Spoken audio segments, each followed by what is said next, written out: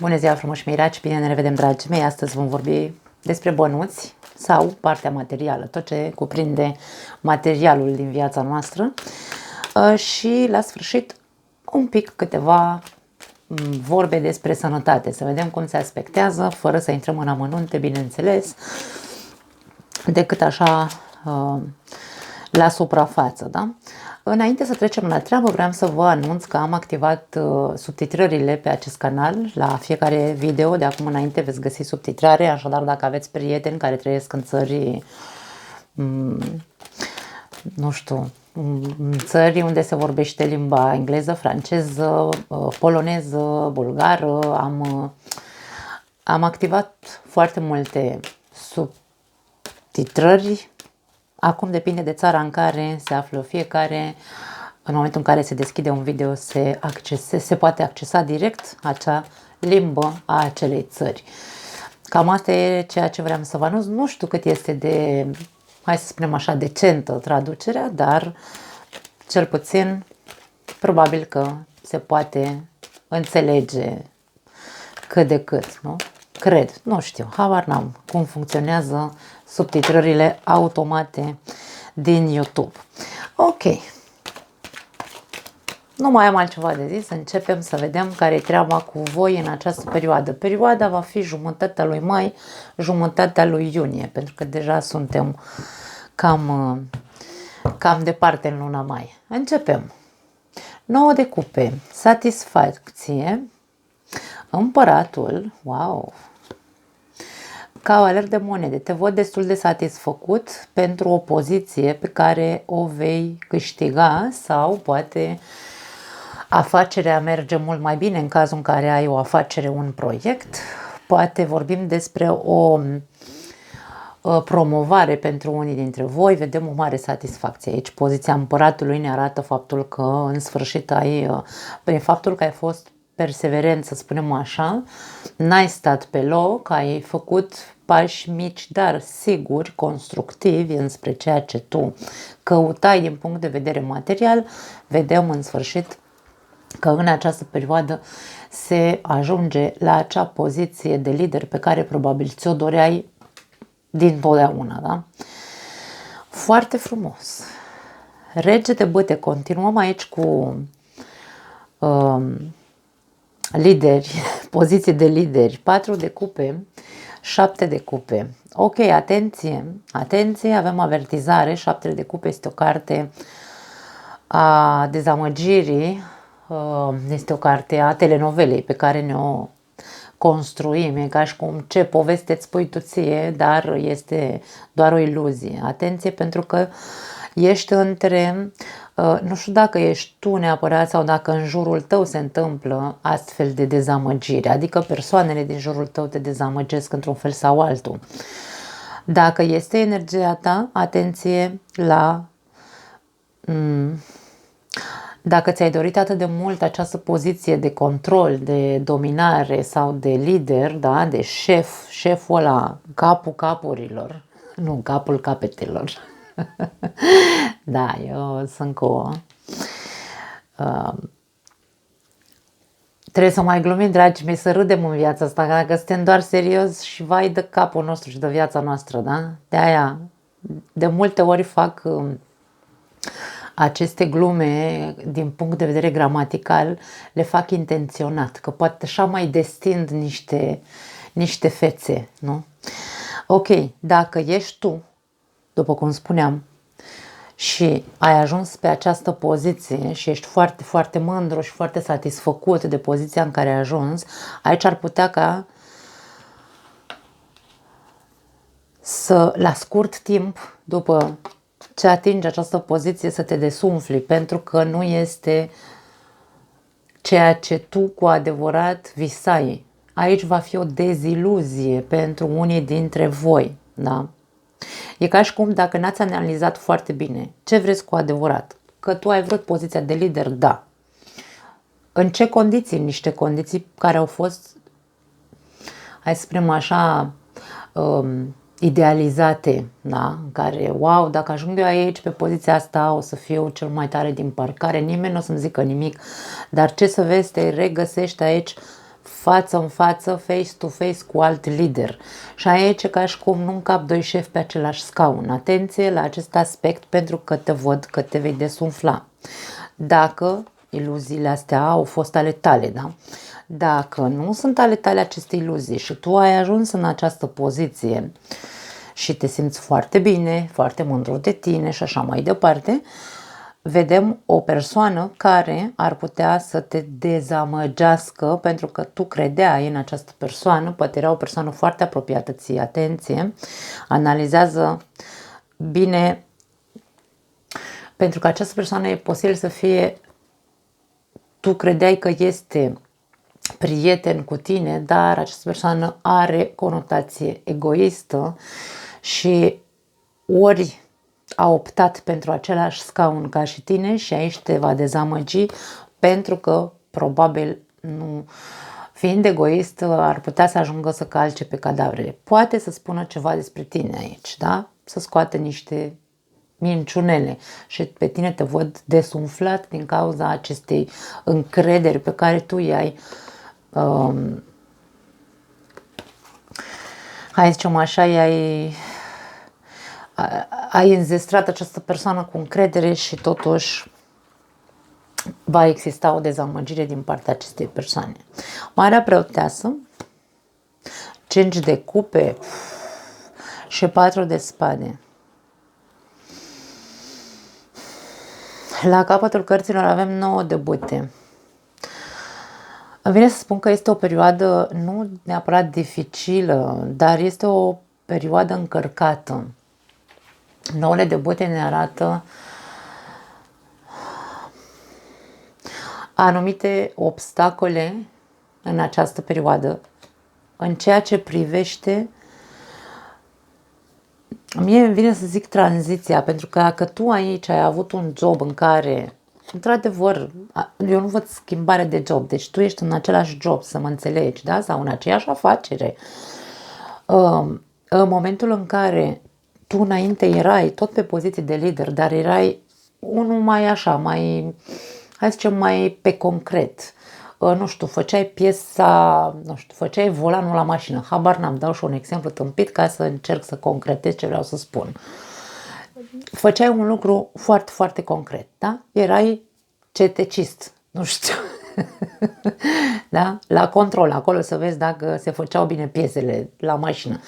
Acest job s-a încheiat, acel post s-a încheiat și faptul că te-au promovat, ți-au dat o altă putere, da? Tranziția este una complicată pentru că este nevoie să te adaptezi, să știi să fii un împărat. Împăratul nu-și implică sentimentele când vorbim despre afaceri sau poziție de lider într-un job. Faptul că pe tine te văd dezamăgit din partea, nu știu, că te desumfli singur, că ți-ai făcut anumite iluzii, după cum am zis, sau că te desumflă cineva, că te dezilusionează, te dezamăgește. Cineva, asta pentru fiecare poate să fie diferit. Ce ne spun aceste cărți este că încearcă să nu te mai uiți în trecut și să zici că, băi, eu n-am uitat de unde am plecat. Atenție, îmi vine în cap chestia asta. N-am uitat de unde am plecat, dar tu ca împărat trebuie să uiți de unde ai plecat. Pentru că aici este vorba despre diferența dintre un rege și un împărat.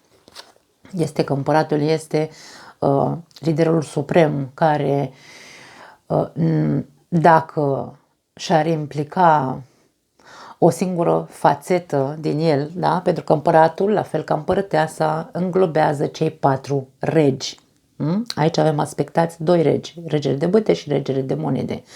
Ce vreau să spun cu asta? Împăratul trebuie să aibă energiile fiecăruia dintre cei 4 regi în echilibru. Nu poate să se implice emoțional, nu poate să se implice doar concret, da? Să pună mâna să facă ceva, nu poate să se implice doar intelectual, să facă planuri sau să facă proiecte, nu poate să se implice doar, știu și eu,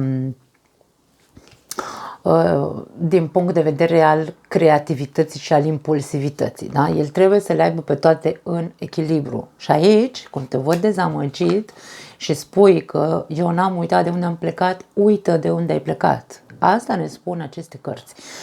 Tu acum nu mai ești în poziția în care să fii persoana care este acolo pentru toată lumea, nu mai ești persoana care trebuie să ridice firma în picioare, ești persoana care trebuie să conducă această firmă. Cam asta este ceea ce această firmă, mă înțelegeți, da? Deci vreau să fim coerenți la ce vreau să ajung. Acum, Marea Preoteasă ne spune că ai un bagaj foarte mare de cunoștințe. Deci tu știi foarte bine, nu cunoștințe, pile și relații, ci învățături, da? Poate că tu ai studiat foarte mult ca să ajungi pe această poziție. Faptul că te desumfli pentru că nu este ceea ce tu ai crezut că va fi, din punctul tău de vedere, aici se spune: nu mai sta așa și plânge de milă, pune mâna și uită de unde ai plecat, dar pune mâna și meditează. Că dacă tu întotdeauna ți-ai dorit să fii un lider, fii acel lider. Da? Ia-ți o pauză și reconectează-te cu tine, reconectează-te cu ceea ce tu ți-ai dorit mereu. N-ai cum să mai fugi acum de responsabilitate, într-un fel sau altul, cam asta vrea să ne spună această etalare. Da. Pentru alții dintre voi puteți să aveți dezamăgiri din partea unei persoane.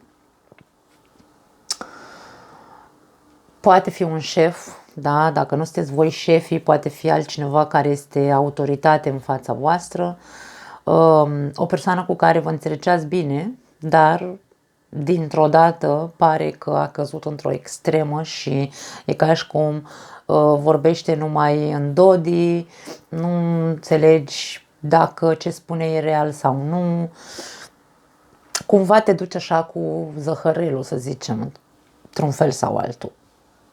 Eu nu văd aici o plecare, nu văd o părăsire a unui job, pur și simplu, în loc să rămâi așa trist și să zici: băi, ce bine mă înțelegeam cu omul ăsta înainte sau ce coerent era înainte și uite cum a luat o raznă acum, nu mai sta să observi aceste mici detalii, tu observă cam ce-ți rămâne ție de făcut.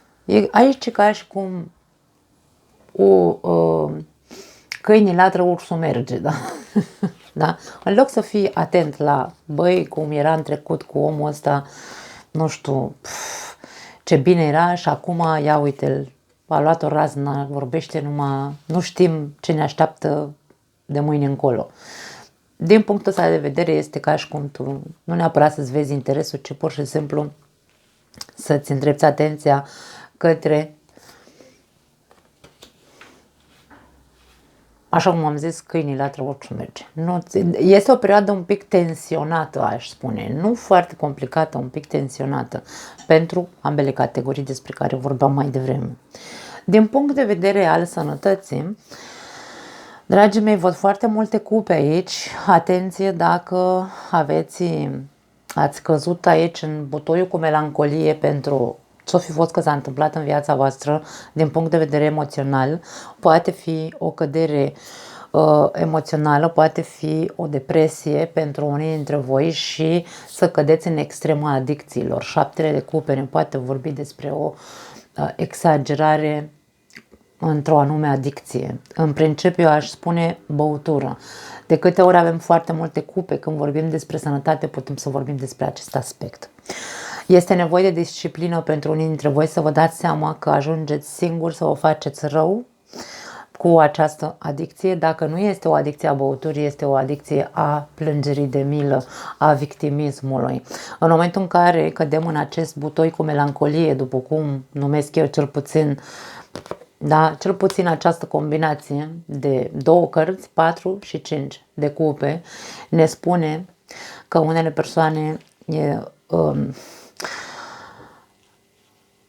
nu sunt conștiente că singure se trag în jos în momentul în care stau cu gândul doar prăpăstios, așa, doar la vai de viața mea, nimic nou mă mai face fericit, toată ziua plâng. De-aia spun că aici poate fi o depresie, dar este o depresie. Îmi vine să zic căutată, pentru că 7 de cupe e ca și cum nu căutată că am vrut eu să-mi induc o depresie, ci 7 de cupe este o carte a iluziei în care eu îmi imaginez, este un exces de imaginație. Eu îmi imaginez că am o viață de rahat și ce fac este că, normal, creierul meu unde mă duce să văd numai rahat în jurul meu și aici este unde cădem în propria noastră melancolie și în propria noastră durere care nu are nicio noimă. Aici nu are o noimă această tristețe.